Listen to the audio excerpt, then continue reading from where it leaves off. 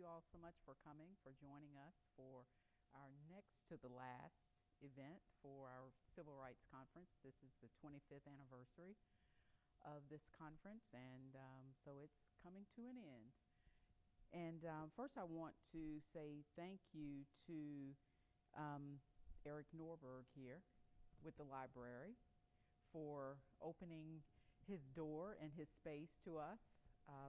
We had to cancel this event from last week because of the weather, and the space that we were going to use, which was Watkins, had already had a commitment put in for tonight. So thank you so much for allowing us to be here. We have a very interesting panel tonight, and it's one that I hope our students and even our non-students will be interested in. I know I'm interested in learning more about it because it has something to do with travel and studying. And so when you put those two together, I think you have a great combination for something wonderful to happen. And we have our panel here, which is made up of two moderators, Kyoko Hammond, Professor Kyoko Hammond, Dr. Austin Farrell down on the end, and then we have our students, Kyle Watkins, Isabella Walker, Lamarius Stray, and Ayana Woods. So you'll find out a little bit more about them as the evening goes along, but that's just an initial introduction. My name is Dr. Henry Giles. I'm in the History and Philosophy Department over the African American Studies program. And I'm happy to work with all of these fine people who are here. And let's welcome our panel and get going. This is a panel called International Studies, Global Lessons for Understanding Each Other. So.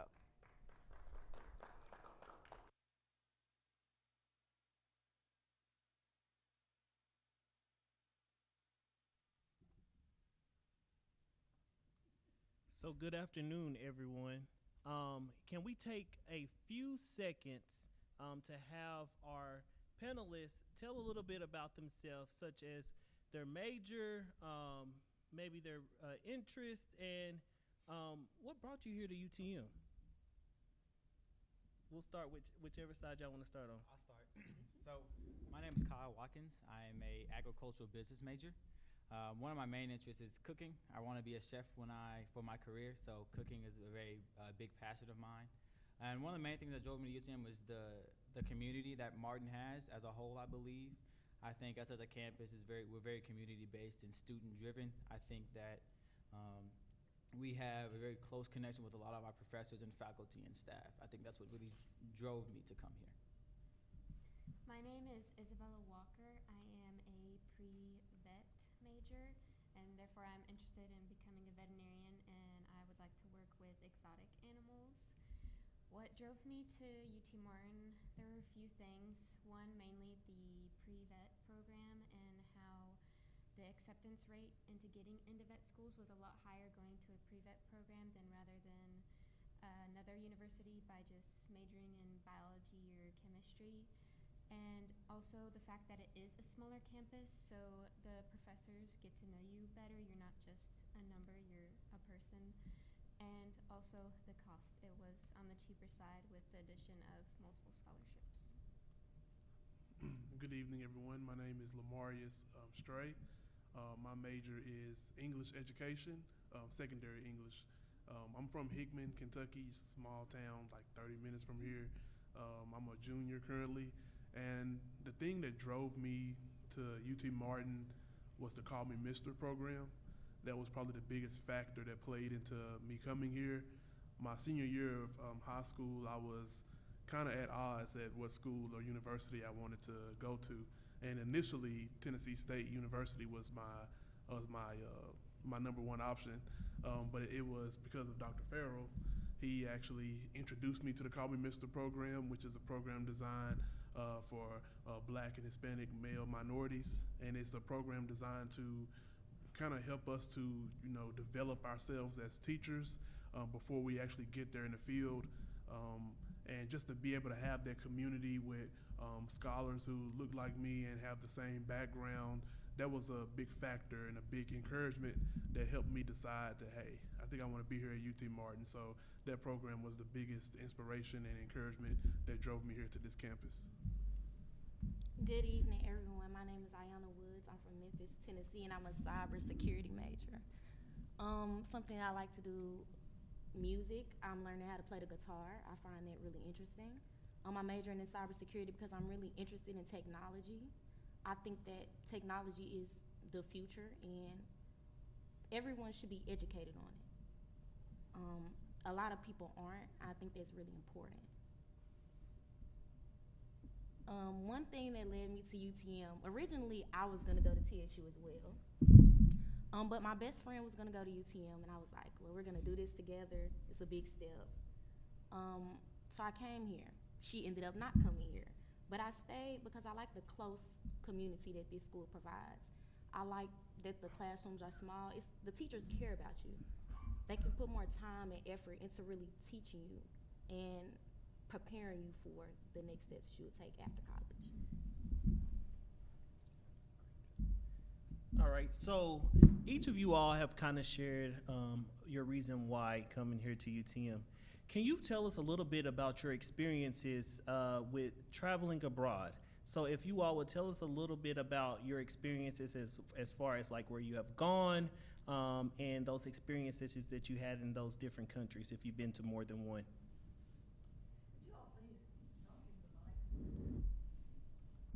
So I haven't studied abroad yet. I will be going on the 2025 Panama trip, but oh, I have traveled abroad personally. So I do have family that are not from the United States. So I have traveled to Botswana, South Africa, Canada.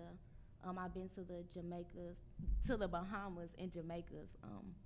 You know, just to experience certain things. I think that traveling abroad is important. Wait, what was the question? Just telling us about your Oh, experience. okay. Yeah, yeah. Sorry, this is my first thing. No, you're fine. My experience, it's a little different because I will say I have family in these places, so it's more personal, I would say. Usually when people travel, it's mainly touristy, um, but I think it's two different sides. So I have done tourist traveling, I have done personal traveling. Um, yeah, I've been in Africa for a month. I go to Canada a lot. Yeah. Currently, so my very first travel abroad, really my first time being out of the country was last May when we went on the Germany trip. Um, and it was a very eye opening experience. Um, it was like one of those situations where you don't know what you don't know. So I was like, I'm just open to whatever I have to learn, whatever it is that Germany may offer for me. I'm all ears. And so it was a very enlightening experience from the airport to, making it, just doing everything that we had to do from day to day. So it was just the best word I can use is eye opening. And it was like one of those situations where once you get a taste of it, it's something that you would like to keep doing, looking at different places and learning about different cultures. So it was like so many aspects of the trip that I could talk about from the culture, from the food, um, just from the different interactions of how people treat you over there. It was just a very eye-opening experience, and I can say like at first I was a little intimidated getting there, because that was my first time being on an airplane too. So that was an experience in itself. But I enjoyed the experience overall, and there were some lessons that I took, that I can apply to the next time I go on a study abroad trip, which I will be going on a Panama trip this May. So I'm very excited about that. See, Isabella has a picture. Should we go ahead and let her We can. show her or later? I was about to say, do you want to go ahead and show yours now? I can. Okay. Yeah. Okay. I was just thinking she could explain. And then show. Explain? Okay. Explain first? Yeah, first. Let's do that. Okay. With UT Martin, I've done 2 travel studies. I have a PowerPoint on one of them. It's the first one I did. It was with the nursing program to Europe. We went to Spain, France, Monaco, and Italy. And we did have a tour guide the whole entire time, so they knew all the good places to go, all the good restaurants, where they would have famous cathedrals, statues, and our tour guide, she knew all the history about everything, and she was good at explaining, and I loved hearing her talk about it and showing us to all the places. And they did give us free time to go and do if anything we wanted to do, and that was really fun being able to explore on your own. And I didn't know anybody on this trip, so I made some new friends, and we had our groups and went off and explored, and it was extremely fun. I did travel studies, and so it counts as a course. So throughout the semester, you take a class, and then after the semester is done, you take the trip. And so we learned about healthcare systems in Europe during the semester, but then when we got there, we just did a bunch of tourist stuff, it was really fun. And then I also did a second one with the agriculture program. We went to Guatemala for a week, and we worked with a faith-based organization where they help out women who don't have a husband and they have kids and they don't have a job, they can't provide for their family. So these people, they give them jobs and a place to live, and they show them how to come up with their own business ideas, and once they get the money, what to do with that, how to save and whatnot. So when we were there for that week, we did a lot of manual labor. We built a chicken coop to help buy chickens, and therefore the women could sell the eggs, and that could provide them with a job and with money. And they did give us one tourist day where we got to make our own chocolate, which was very fun. But own chocolate, yes, ma'am. But it was a really good experience and a good opportunity.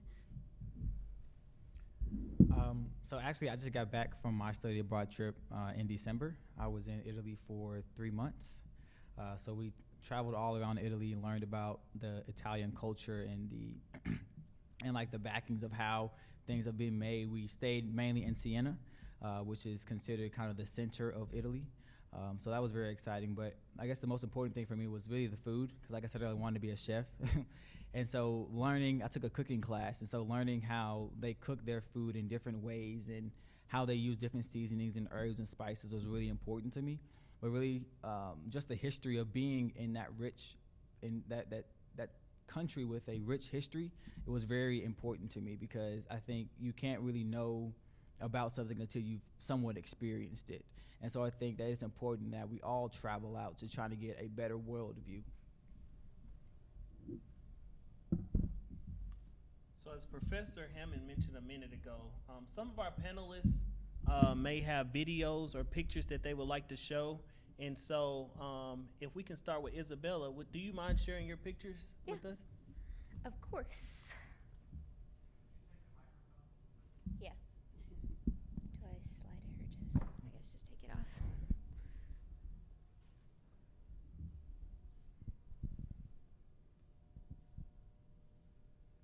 Is it the arrow? Okay. Here are some pictures. When we went to Italy, we went to Florence.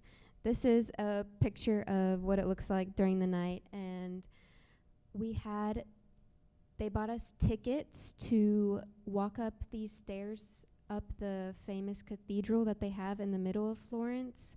And this staircase does not have a handle or anything, and the further you go up, the smaller the staircase gets.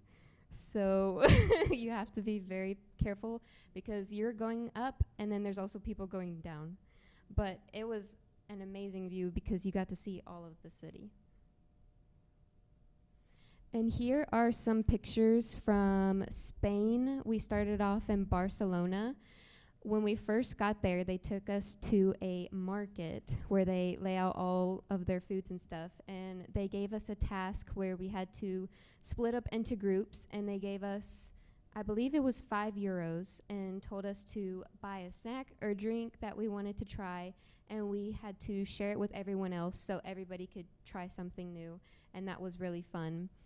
And then one day we got to explore the city, and we had a tour guide, and she was telling us that this is very famous because whenever Barcelona, their soccer team, plays a game, and when they win, the soccer players would come and they would jump up on this and celebrate. And apparently they still do that every game, and fans will come and crowd the place, and they'll all just cheer and celebrate. And it's actually a water fountain and has natural water, and you can drink from it. And here are some more pictures from Barcelona. This is the one of the famous cathedrals that they have, and we had headphones, and it was a very long wait to go in there, but it talked about the history and how long it took to build this, and they're actually rebuilding it because it got a little damaged, and they're adding new parts to it, but it was very beautiful. And then when these are my friend group that I made while I was there, and the girl in the middle, she is a nursing major, and then the girl on the right, she was actually part of the organization that created the trip. They're called EF Travel, and she works with that company, and she was there to go through the tour as well and see if we had any comments about it, so she could tell the people on the board like what might make it better for the next time people go on it, and also so she could do a future tour herself. And I know Spain is very famous for their dance called flamenco, and I love dancing, and it's a big cultural part of Spain, and I knew I wanted to go see one. And while we were roaming the city one day, I found a place that did have them, so we got to see a flamenco show, and they actually did not let you record or take any pictures at the very beginning, I guess because they have their own certain dance and they really want you to enjoy the show. But then the last 5 minutes, they let you take pictures and videos. And then here are some pictures from Monaco.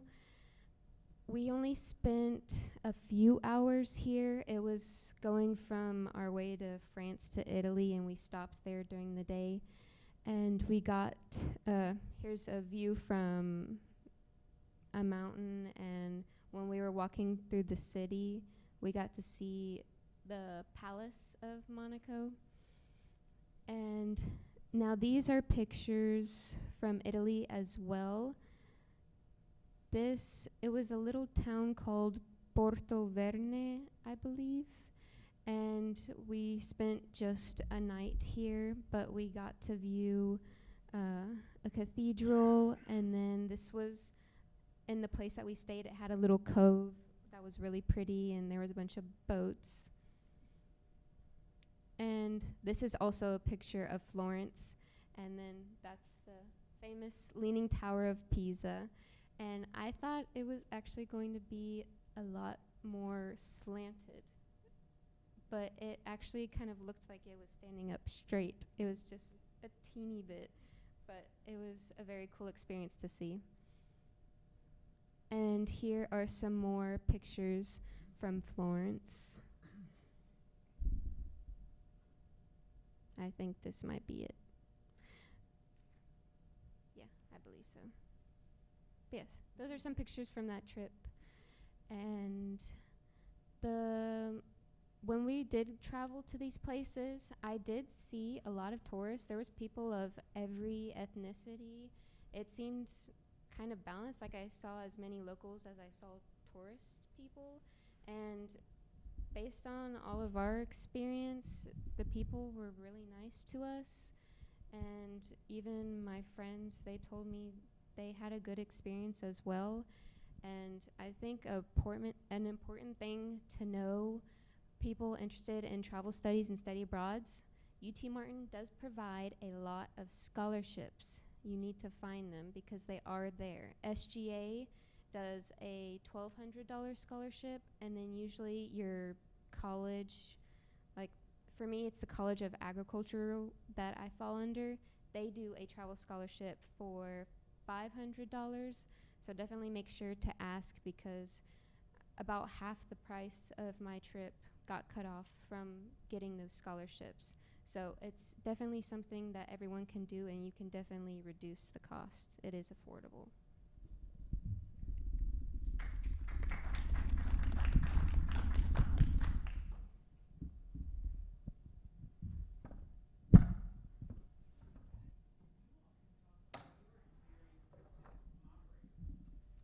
Okay. Sure. Do you? Yeah. That's what I say. You can go ahead. Yeah. But actually, I have a like question to everybody. So the like Isabella, for example, like all the beautiful pictures, and I can tell you really had a good time. But have you experienced some kind of culture shock during that time? Yes, I have. Their lifestyle is a lot different than in the US. You can definitely tell in the US, everybody is very much focused on work and are very fast paced and trying to keep themselves busy, and it's all about the hustle the majority of the time. Because when I was there, I would see like so many friend group gatherings, like everybody was always out and celebrating and having like quality time with their friends, their family, and I fell in love with that. I was like, these people, they really know how to live and how to enjoy life and not make working a priority. That was definitely one big shock that I Hmm. noticed. How about you, Kyle? Yeah, it was the same thing for me. It was the I feel like they're very much more family oriented and community based. Going back to the food with the restaurants, I think they're very slow to kind of serve you so that you can have time to spend and talk and have conversations with the people that you're eating with. And I think that's very important. It's something that we lack here in America. I think everything here is very okay. We got to go in, got to eat, we got to leave to go back to work or go home to sleep because I got to get up for work. And so I think that the community over there is a lot tighter and close knit. I think everyone knows everybody kind of thing, and that they can call on people that if they need any help. So that was a big thing for me. Lavarius? So I can definitely agree with that. There was a lot of people around that were just doing a lot of leisure activities. One of the biggest things I've seen were people just taking a casual walk or people in the grass, eating. I'm like, I thought that was only a movie. So to actually sit there and see them actually live life and enjoy it, that was a big culture shock. Another culture shock that I encountered was that for me as a African American man, they didn't sit there and identify me as black or they didn't have anything to say about my color. I was just an American to them, and they were very fascinated to hear about what happens over here in our country, and we were treated very well. So I noticed for a lot of Germans that they love to conversate. That was a big factor. Like they love to talk about. They ask a lot of inquisitive questions. So that was a good thing. To sit there and actually they make you think about some things that you probably never thought about, and they treated you like an American. Regardless of your color. Another big culture shock was the language.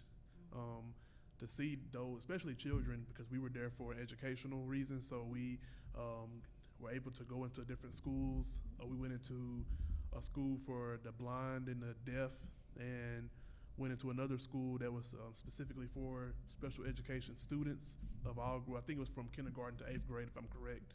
And then we were able to go into uh, just an average elementary school, and I believe it was kindergarten to fifth grade or kindergarten to third. And to see those little children be able to speak multiple languages, that was a big culture shock because we wait until high school to even introduce our children to other languages, and by then it's harder for our brain to make those neural connections. So they see it was one child specifically. She spoke.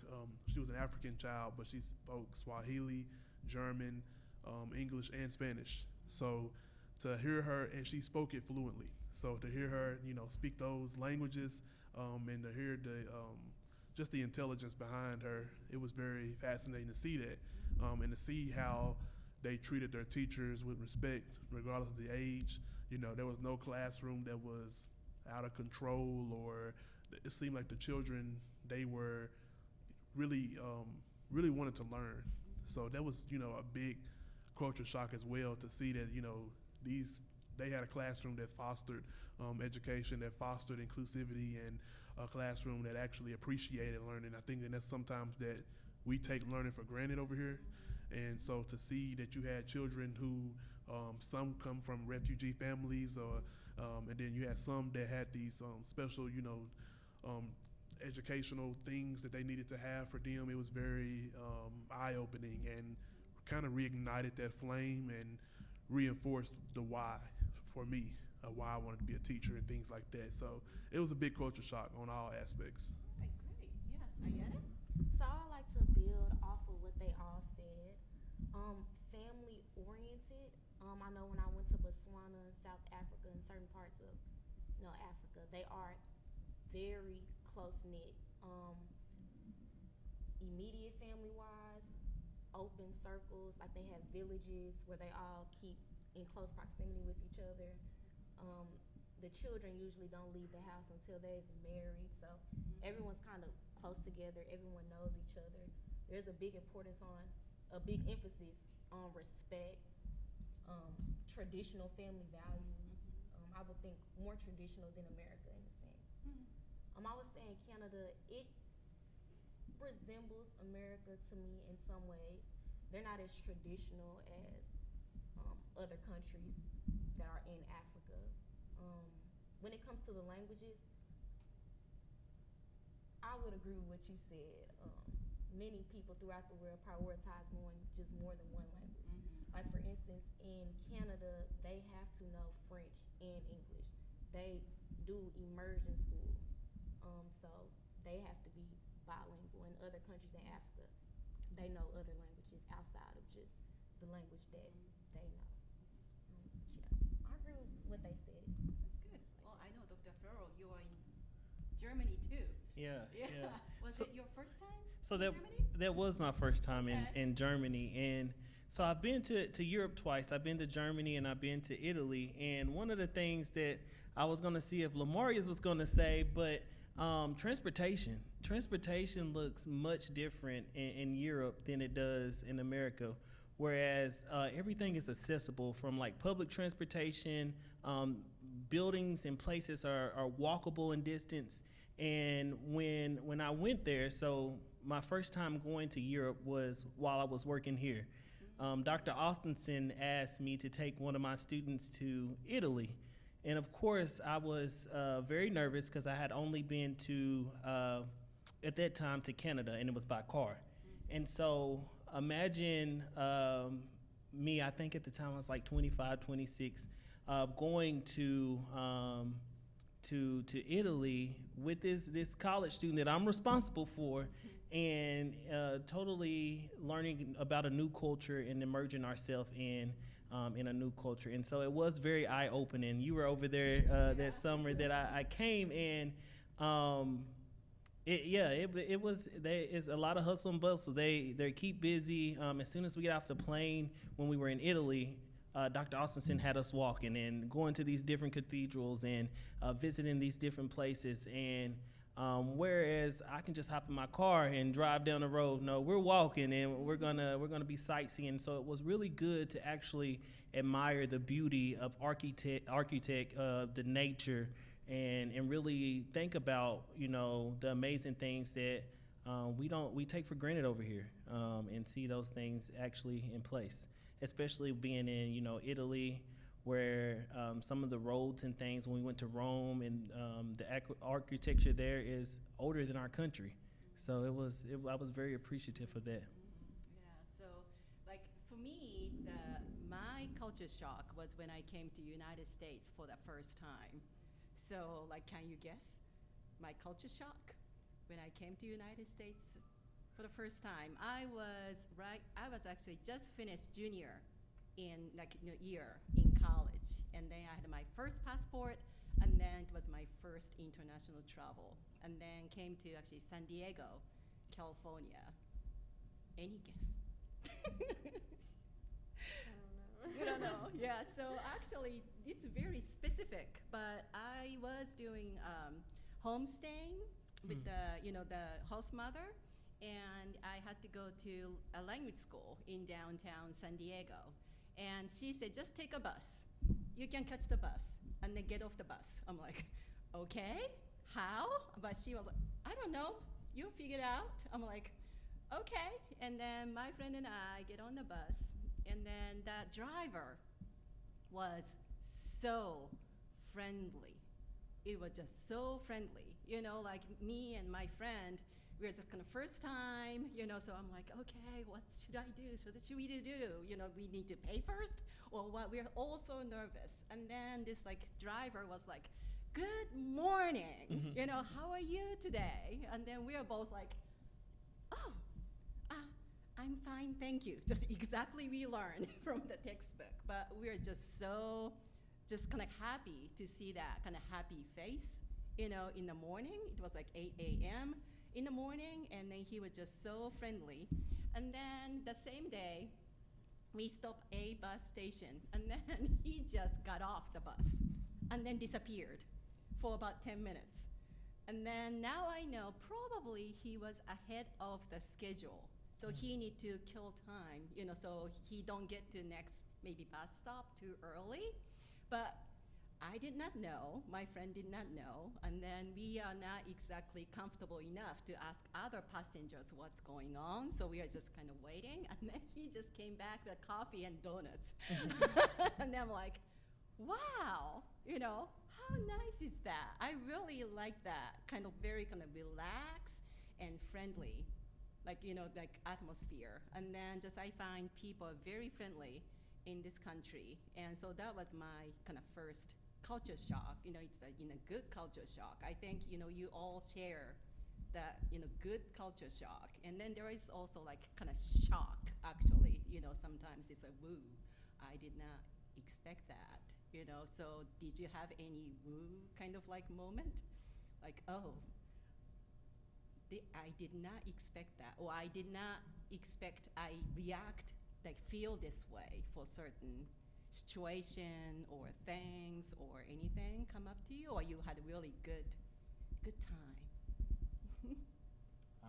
Actually, nothing that I can think of, to be honest. That's good. Yeah, most of mine was just, I guess, like you said, kind of the good culture shock. I didn't even just Mhm. have any just straight like whoa moments, Mhm. truthfully. Um, yeah, no. Oh, that's good. Yeah, yeah. We cannot complain. Yeah. How about you? I would honestly say the same for me. Like everything, I mean, I love traveling and I always make sure I have the best time. And so I didn't really have any. All of mine were good as well. So Nice. Um, I wouldn't say necessarily this wasn't necessarily a bad thing. It was just a different thing. Mhm. So like when we were over there, I think it was a day or at least a moment where we had some free time. So I was just doing some research and stuff because I'm also a preacher. So I wanted to kind of look into the religious scene, Mhm. and so I was just looking at some statistics, some facts about Germany. And I was just kind of surprised to find out that they have a high atheist rate over there. So that was kind of Mhm. like interesting because as I paid attention Mhm. to those facts, Mhm. I didn't see a lot of religious representation in that country. I didn't see a lot of people expressing their religious beliefs either. So it was just kind of different to see that. Mhm. While especially coming from this area, which we're like right along the Bible Belt, and you meet a lot of people who are very religious and very intolerant of other religions sometimes. So that was just a different perspective. But I Mhm. appreciate having that Mhm. opportunity to see that. So Yeah, yeah, yeah, definitely. Mhm. So I wouldn't say that this is necessarily bad, but it did catch me by surprise.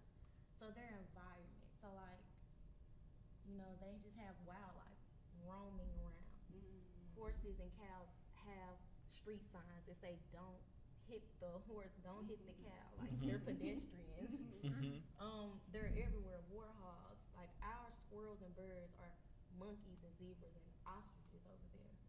Everything's free and open. I've never seen anything like it. Uh-huh. Still, even with other countries that I've been to, so they don't have like zoos and stuff like that. The animals are just there.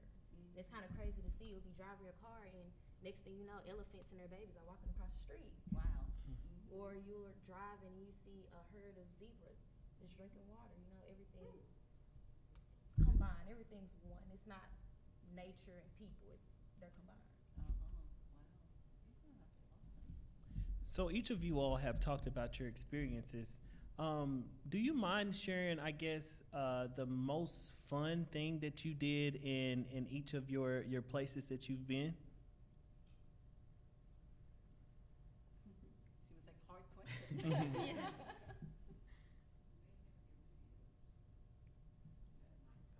Yeah. So, Yeah, do y'all want to show your I can go ahead and show mine. Okay. okay, Okay. let's do that.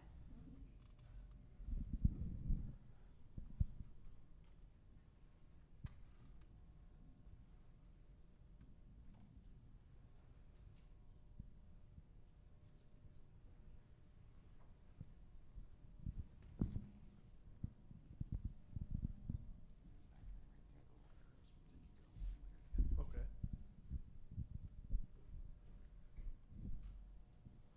So this was so when we got there, like let me just go over like from the beginning. So we left Nashville Airport and we flew to London, and from London we flew to Berlin, and I believe this was the second day I believe. So this was our second day there going out, and this was a picture of the U.S. Embassy, and then their German government buildings, and just a lot of historic infrastructure. So I know this was like their main, one of their main government buildings here, and this is just like some of the infrastructure that you would see, a bunch of like historic sites in Berlin. Um, there was another one here. I forgot the name, but I believe that they told us that this was a gift from France. So it was very, very cool. And you could also like go up. It was like a bunch of flights. I don't think, no, I didn't go up. Some of them did, but I was like, I'm not going up all them steps. So I just hang outside and, enjoy the air. But it was still a very good experience to, see just a breathtaking view of that, as well as to see like where this was their equivalent of our White House. So to be able to see that building was very cool as well. And we spent all day just touring this area of Berlin, and I believe we walked about 6 or 7 miles that day, just watching and seeing everything. This was another um, one of their historic sites. This was a cathedral, and it was just very. You could see the view, and you could see like people outside, just taking time, living life. It was very, very good to see that, and also the food there. I believe that was one of my biggest enjoyments was the different types of food that they had. To actually come in, into contact with different types of authentic food. So we had like Indian food, um, Italian, Asian, and then some of the German comfort foods, which they love potatoes. So, we had a lot of that over there. This was another plate, like Turkish recipes, and they were very heavy on like duck and lamb. And on the end here was something that's very famous in Germany. I believe it's called a schnitzel, something like that. It's basically, to me, it gave boneless pork chop, but it may taste different to other people. That's what it gave me though. Some of the fun things that we did, I believe the most interesting thing that we did was we went to a European football game. So that was very interesting to see how excited they were. It was like you had diehard fans out there. Um, it was soccer though, yes, ma'am. But they had diehard fans. But they did have American football there too, as well. Like we seen big billboards of them advertising American football. So that was also neat to see that.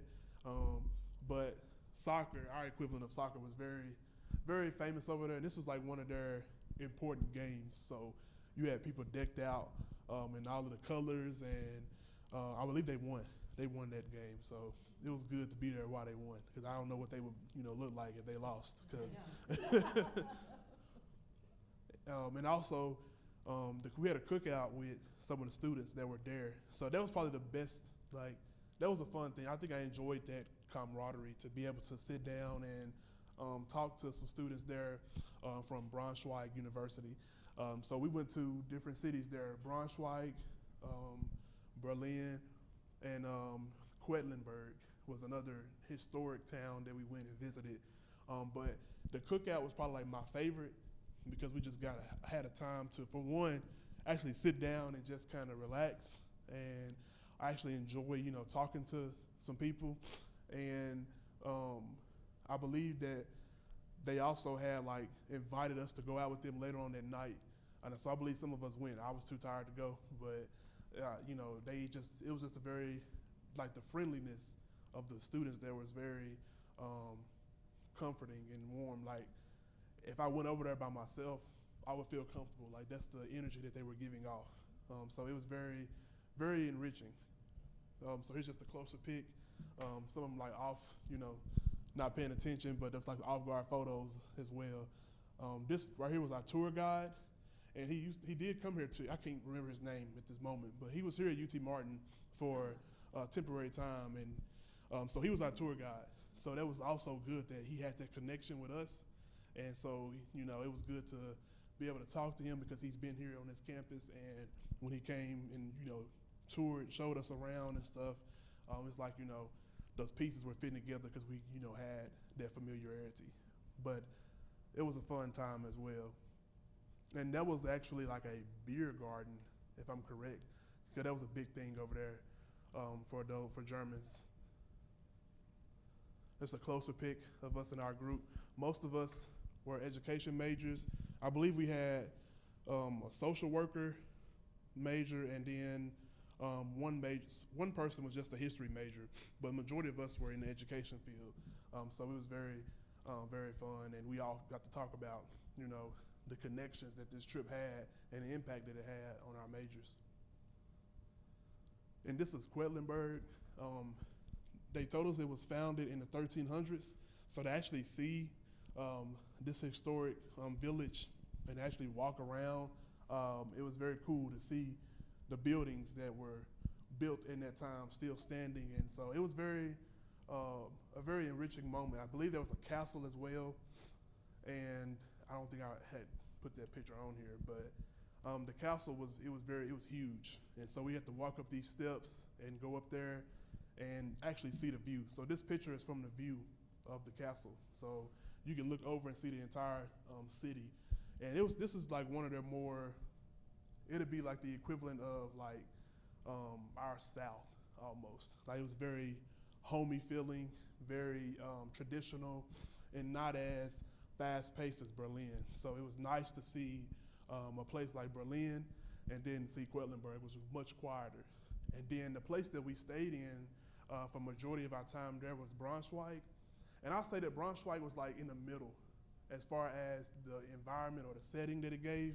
It wasn't as quiet as Quedlinburg, but it wasn't as busy as Berlin. So it was like my perfect setting for me because I'm very introverted. So I enjoyed Braunschweig and Quedlinburg out of all of them.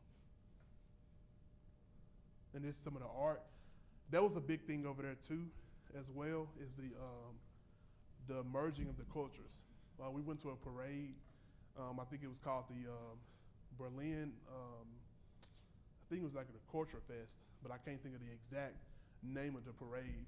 But you had people of different cultures, different countries that were represented in this parade, and it was like it lasted for at least an hour and a half.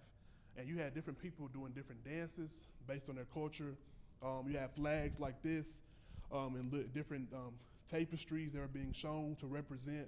And it was just very, very enriching to see this, to see that they even had something like this. And I believe most of the time that I interacted with people, it was with people who were not even German. So I had like many interactions with people that were coming from different countries.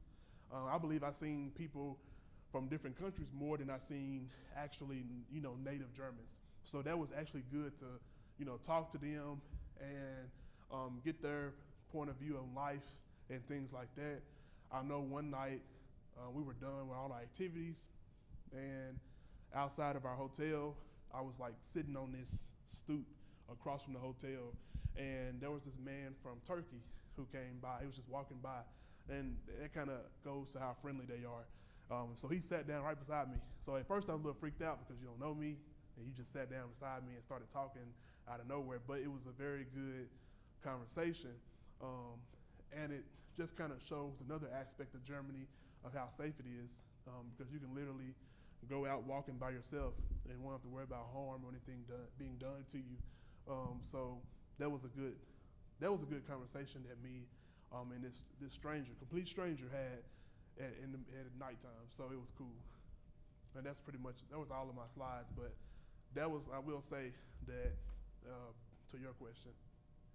Could you go back real quick to that one where you said that there was a student who was it a tour guide or was it a student? Yes, sir, tour guide. Here he is, right here. Was that Armand Oxford? Yes. Yeah, it's Yes. Armand. He was in my class. Yeah. Yes. Yeah. I recognize that dude. Yeah, he was cool. He really helped us feel at home. So.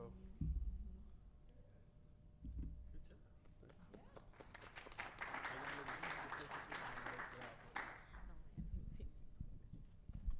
Anybody else has that? Okay. That's me.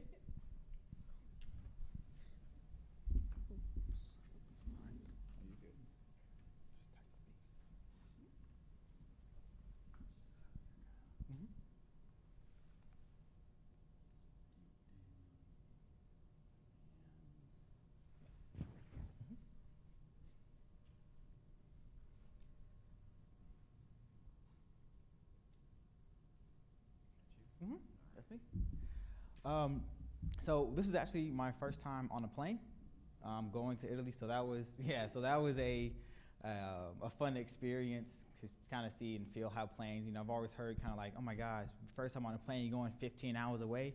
But I was like, yeah.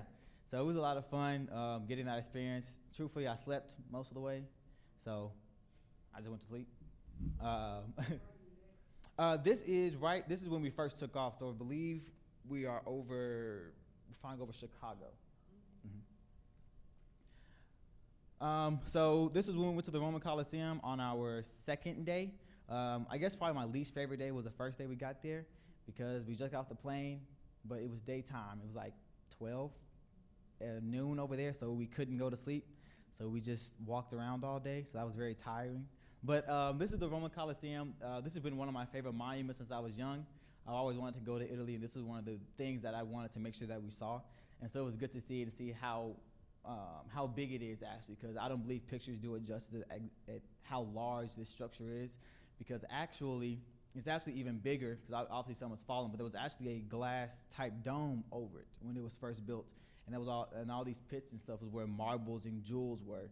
But over the years, obviously, people came in and raided all the marbles, so that's why there's none left. But it was very interesting to see at how they were able to build something this large and magnificent, especially back in the days when you didn't think they'd be able to, It's kind of surprising. So this is probably my favorite. This is when my parents and my godparents came up. They came for about a week and a half. And so we went to Pisa, and then we went back to the Colosseum. And so it was really good to see them because this was about halfway through of my trip there, so I was getting a little homesick by then because this is the first time I was away from my family for this amount of time. And so it was great to see them and being the reason that they were able to travel and see places that they've also always wanted to see. This is probably my favorite moment, was being with them for this about week and a half or so. This is our cooking class. So we were there over Thanksgiving, so we made a Thanksgiving feast. And so this was some of the food we made. We had a bunch of different stuff. I was the designated turkey carver, so I carved the turkey, which was kind of cool. But it was cool because Italians, they don't celebrate Thanksgiving, or I don't think many Europeans at all actually do it. But Italians specifically don't celebrate Thanksgiving, so it was interesting. It was cool to kind of share why we do it and how it's very family and community based. And so I think they were very excited and accepting to us and catering toward our holiday, even though we couldn't celebrate it because we were over there. So I think this is also another favorite one because we were all together in one room eating the food that we all helped make, and so that was very neat. This was my last day in Italy. So this was in Siena. This is their cathedral. This is the main one that they have. And so a lot of times during the night, because it's so beautiful, I used to just go out and just kind of sit and think and just kind of, it was my place to decompress and kind of, when stressed or I was getting overwhelmed, I could come here and I just kind of look and it felt peaceful. I don't know why, but it just brought a sense of peace and comfort to me. And so that's probably my favorite thing about Italy and Europe is all the different sights that you can see and the scenery. It's all amazing to me. Speaking of scenery, this is some of our views. So this was on a street in Siena, and this is their, it's not, I forgot what it's called, but this is their main tower that they have in the central. And then this was, we were going to a wine tasting, actually, which was kind of cool. So we were leaving very early, oh no, actually late at night. We were coming back. And so it was cool to see the scenery. I think that was very great. That's another thing that I think, especially in Tennessee, at least where we are here, there's not a lot of this in my opinion. And so it was good to kind of see this as well.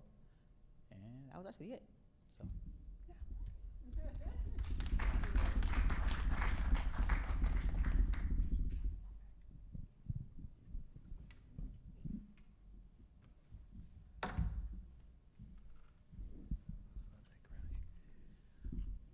you have anybody else?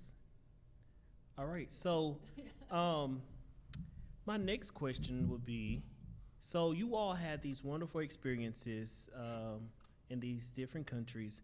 Could you provide or share some words of advice for UTM students that may be interested in traveling out of the country or doing a travel study? I think one kind of, what's your name again? I'm sorry. Isabel was talking about is the money. I think that's one of the big things that kind of scares some of our students away from traveling abroad. But there's a lot of money that UTM provides and other outside scholarships provide. So you got to look for it and find it. Like for my trip, I didn't pay anything to actually go on the trip, and so there's a lot of money out there. But then other than that, I think it's just I think you have to have an open mind to experiencing and learning new things. I think that's a very important factor because truthfully, I came in there somewhat with a closed mind. I was like, okay, I kind of, you see kind of things from the videos and movies about what it's like in Italy and things of that nature. But once you actually get over there, you can see that it's completely different than what your preconceived notion was. And so I believe having an open mind is very important. And then knowing that the people or the advisors and the other students that you go to, there can kind of be a lifeline. You don't know anybody else that's going, but these people, even though you may not know them, coming from the same experience, they're coming from Martin, and so they can kind of be a lifeline for people that you can lean on to if you have any struggles or maybe feeling a little homesick. These are some people that you can talk to. So I think those are probably the two most important things. I also agree with that, and I do think it's important to be open-minded and definitely be curious. Want to explore the place. Don't be afraid to go up to people and ask them something because they're more than likely willing to talk to you and let you know like directions. Like if you don't know where it is and your Google Maps is confusing you, go ask a person. Don't be afraid because it, nobody knows you there. It's like a clean slate. You can just do anything. Like don't be afraid. I think that's very important.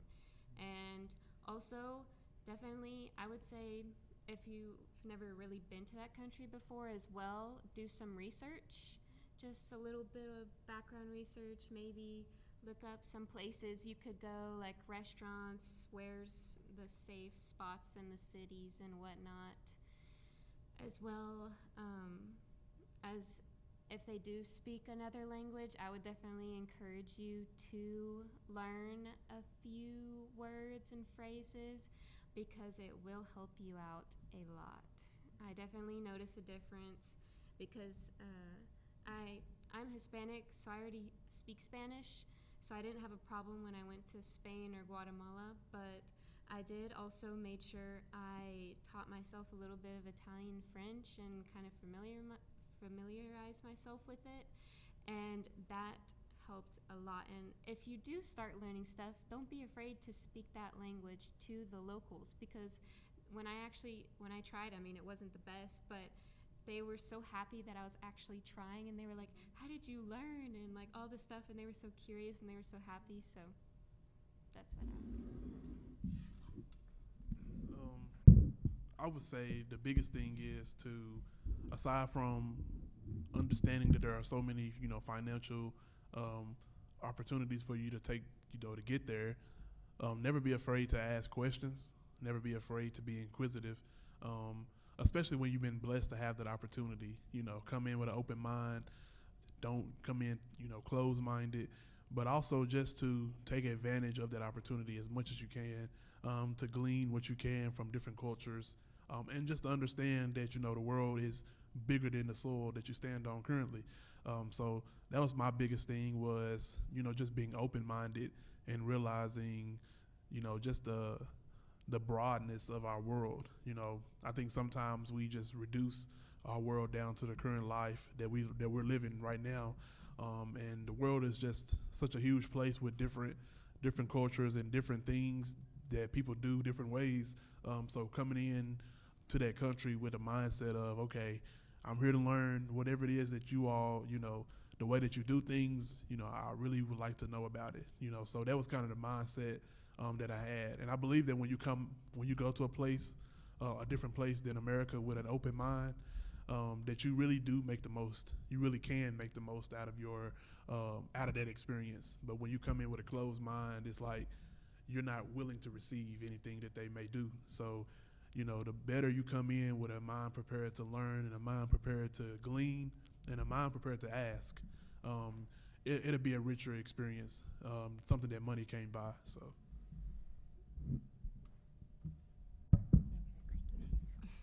So I agree with everything that they said. Open mindedness is very important.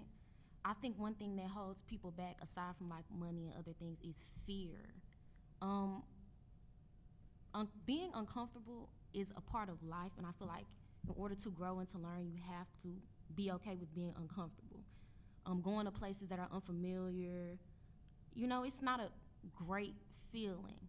But stepping out of your comfort zone, especially in that sense of like traveling, studying abroad, it's definitely worth it. People are very excited when you want to know their history, when you want to know more about them, when you care to take the time to understand other people's culture, why they act the way they do, why do they have certain beliefs. So I think that that's very important to walk into certain situations, understanding I'm coming to learn, like he said, and it might be uncomfortable, but you know, it's not only teaching you about them, but I feel like it teaches you about yourself. Going to other countries teaches you things that you probably wouldn't learn where you are more comfortable at in your life. So yes, I would like to add fear. I Don't think let those, fear hold you back. yeah, great advice. And I want to just add something, so just like you said, just learn about the country like a little bit before you go, and that's very important. And then like knowing some kind of maybe language, maybe of course you cannot have that thorough conversation, but knowing something, I think showing the country, you are actually trying respect, their culture. And also, like Ayera said, I think it's just so important, actually going abroad, seeing something different, actually just start learning about yourself, about your country. Like to be honest, when I came to United States, I was sick of Japan. I wanted to get out, and so I felt so free, had fun. But then living in United States, first time it was only 4 weeks, and then I came back for 3 months, and then I started realizing that certain things I did not um, appreciate before about my own country, I start realizing, okay, now I kind of see that little bit different view, different side of it. And so it's a wonderful, wonderful opportunity. And then just like you all said, being open-minded and then learn about yourself. And when actually you have a chance, your university, somebody says, I'll give you money. So why don't you go out and have all that experience? I have to say my university didn't give me anything, so I have to earn everything. And then if you are, worried about, of course, you feel a little bit not uncertain. That's why we have those wonderful, travel study So your professor, will go with you, and then you have your friends, classmates, and then the people from this university. So you can share the same kind of fear, same challenge, but at the same time, same joy, like at the same moment. I think that's a wonderful, wonderful experience. And I'm so glad you all took advantage of that. Yeah. Hmm. So something that I kind of want to re-emphasize, and several students mentioned, there are several scholarship opportunities, and I can't say that enough. I am a travel leader this semester, so we'll be taking some students to Panama. I have about 20 students that are going to Panama with us in May. And so Dr. Austinson came to talk to our group. He was like, please do not let funding or money be a deterrent of why you don't travel abroad in undergrad. So make sure that if you're interested in going somewhere, please look at all the options. Go talk to Dr. Austinson and Miss Jewel, and I promise you, he will try to find you some money for you to go and travel and experiences that while you're in undergrad. Our chancellor is big on providing global opportunities for our students, and so Dr. Austinson and his office aligns to that mission, and they will help you. I guess before we end, One more thing I feel like also needs to be stated is, when's there going to be another chance that you could possibly travel halfway across the world for 3 months and not necessarily have to worry about life? You're not necessarily leaving, your own family behind, or you're not having to take off a vacation for work or anything like that. So I think that's another thing that is also probably needs to be more advertised. It's kind of like there's not really another opportunity in life where you can just kind of get up and go to Germany or Brazil or anything like that for 3-4 weeks and come back and continue life like you never left. I think y'all beat me to my next question. I was going to say, do y'all have any last things to say? Okay. So back to the last question. Another thing that people are usually concerned about is safety. I will say there's crime all over the world. There is nothing that happens all over the world that will not happen in America. So don't let crime deter you from going to other countries. Just, you know, don't do things that you wouldn't do here, and you should be. Well, probably don't do some things that you do here, but but just know that crime happens everywhere. You know, regular normal people like us are usually not looped into things that they shouldn't be looped into. So you're gonna be okay. Yeah, I agree with you what you said. I believe that was something that was really a big factor too from my family. Like that was their main concern. Like, are you gonna be safe over there and things like that? And I was like, hey, I'm a black man in America. I believe if I can survive here, then I can make it there. So that's just one thing as well. Just be aware as well. Just keep your guard up, but don't let that fear or don't let that feelings of being scared keep you from going over there. Because once I did get out and go over there, that opened the door for my desire to want to travel abroad again. So, that's why I'm going on another one this semester, going to Panama. And even after I graduate college, it's a strong desire of me to at least try to go out the country every other year from this point forward. If finances allow and my life's obligations don't get in the way, you're gonna definitely see me somewhere. So I'm gonna make good use of my passport after this. So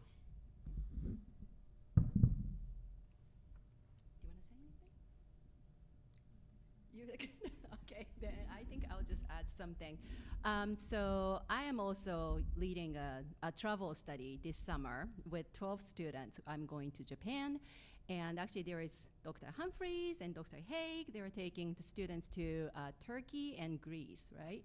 And so yeah, there are a lot of like travel studies. So if you feel like I don't know anything about it, then please go to the Dr. Austinson's office. It's Center for Global Education and Experience. So go find out, what kind of travel studies are available for you.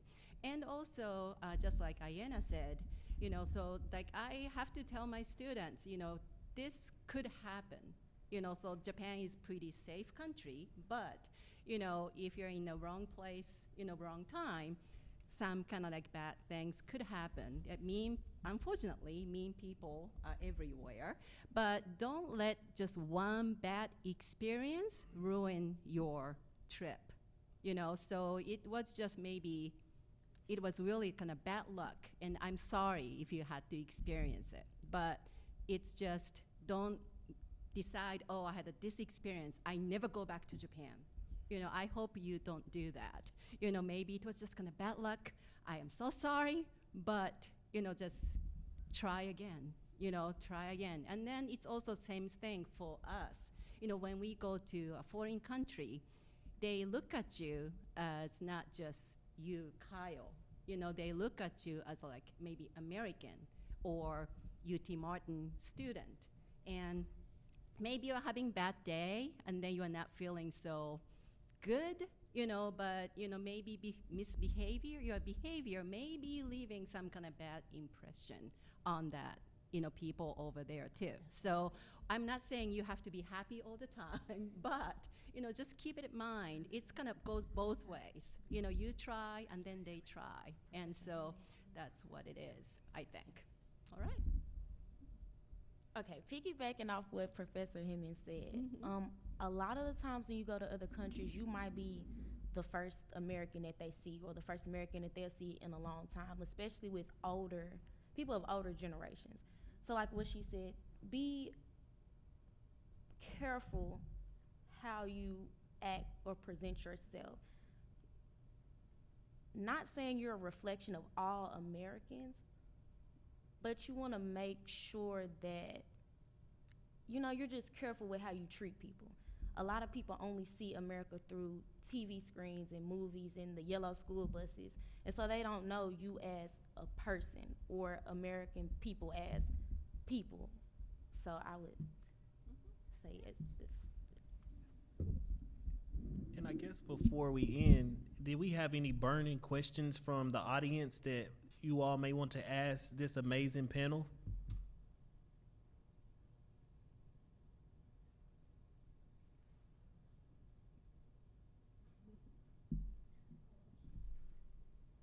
As a matter of discourse, do they have you do a kind of reflection after your trip?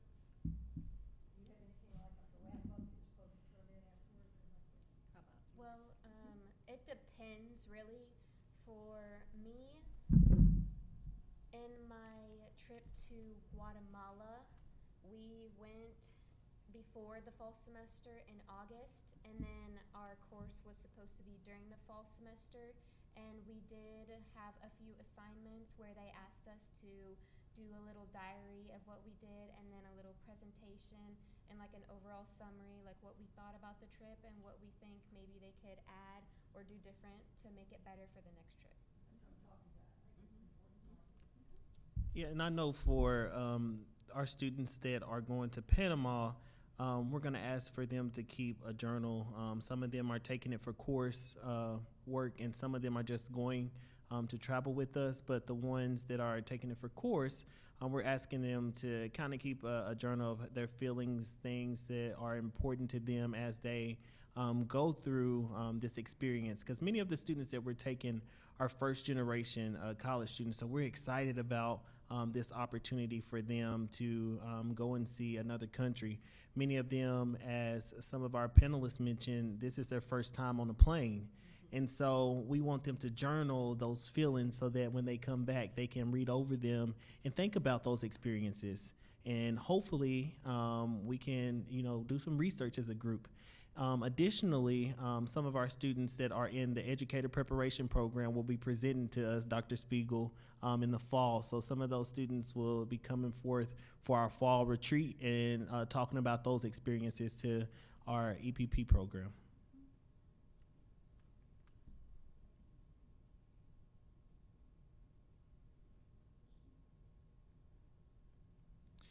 I guess if there are no more questions, we appreciate you all so much for taking your time out tonight to come and listen to our students and Dr. Hammond and myself talk about these experiences with travel studies. You all have a great night. Thank you.